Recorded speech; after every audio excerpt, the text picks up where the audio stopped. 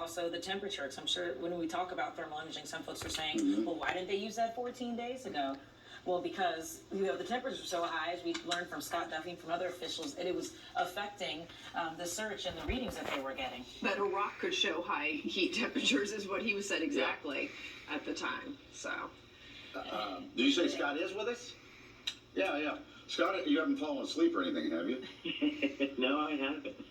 Still with us. Now, remind us, because a lot of people are joining us now when they've heard about all this.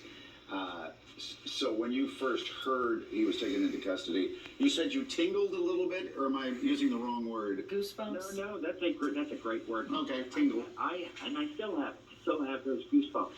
It's and law enforcement is a very tight community, but not only did it take me back to not only 1999 but the other fugitive captures. I just feel it's a big family, and I feel with them, for them, that I know exactly what they're going through. The picture taking, the high fives. It's a great moment, and as Bob talked about with regards to everybody else affected, their families. I'm telling you, there's a lot of group text going on. There's a lot of high fives, a lot of great emojis.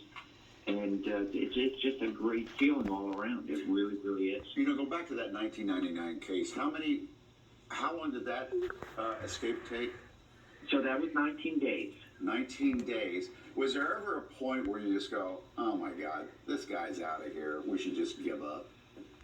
No, never going to give up. And that's why, with regards to the photo op, it's a photo op to not only for the community to say thank you for complying and sorry to put you all through this, but it's also for every inmate. Listen, this is what's going to happen, and we're going to ramp up our search, and we're going to ramp up. We're coming after you. You're never going to be able to have a good night's sleep thinking that Governor Shapiro's now in Kennett Square. Good morning. I'm pleased to be able to report that thanks to the extraordinary work of law enforcement officials from here in the Commonwealth of Pennsylvania, our local leaders here in Chester County, and from our federal partners all across this nation, shortly after 8 a.m., our suspect was captured. I want to say, first and foremost, thank God there were no injuries to law enforcement or to the public. It doesn't even look like him, man.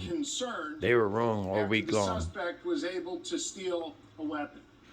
They showed pictures of him being no hair. No shots fired.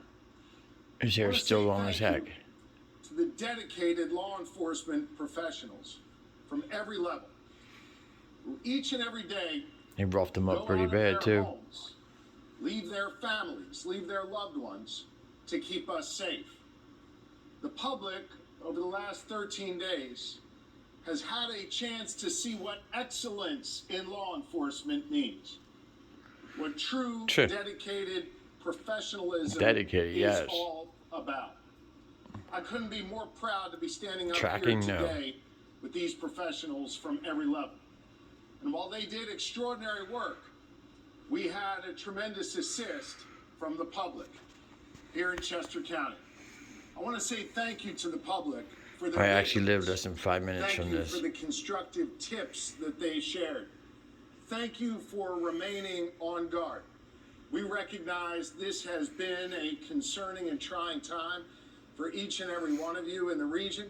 And we want to thank you for your support of law enforcement and for your support of this effort that led to this capture today. I hope the good people of Pennsylvania, and indeed the folks all across this nation, got a chance to see how government is supposed to work, how law enforcement is supposed to work, where we all come together, where we focus on the mission. And while the women and men up here behind me may wear different uniforms and different badges, we were here with common purpose, and that was to apprehend this suspect and keep people safe. Leading this effort has been the Pennsylvania State Police. And I know I'm going to get booed by some of the folks behind me for saying this. I believe they are the finest law enforcement agency in the United States of America. And I could not be more proud to be the governor of this Commonwealth and to have the chance to serve in public service alongside these great leaders in the Pennsylvania State Police. Leading the effort for us is Colonel Christopher Paris, who did yeoman's work overseeing this operation together with Lieutenant Colonel Bivens. All Pennsylvanians, gentlemen, are indebted to you for your tremendous leadership. And with that, it's my honor to bring up the Colonel of the Pennsylvania State Police, Colonel Christopher Paris. Thank you, Governor. I would like to make a few brief comments. I'd like to dedicate those comments to the victims of Cavalcante and their families. At the end of the day, all of the people behind me here work for justice and for the victims. A close second to the people of Chester County. We appreciate your support, and we appreciate the dedication that you have shown us and the generosity that you have shown us. We are in your debt. Sorry, Ray. This was a You're not major meant to do that. operation. We know that it has affected your lives, and we're very much appreciative of Right, that they're just support. doing repeat now except for the conference I'd on like the to thank the side. governor and his support of us. I'll load up not some only other videos. with his physical presence, but his work in Harrisburg on a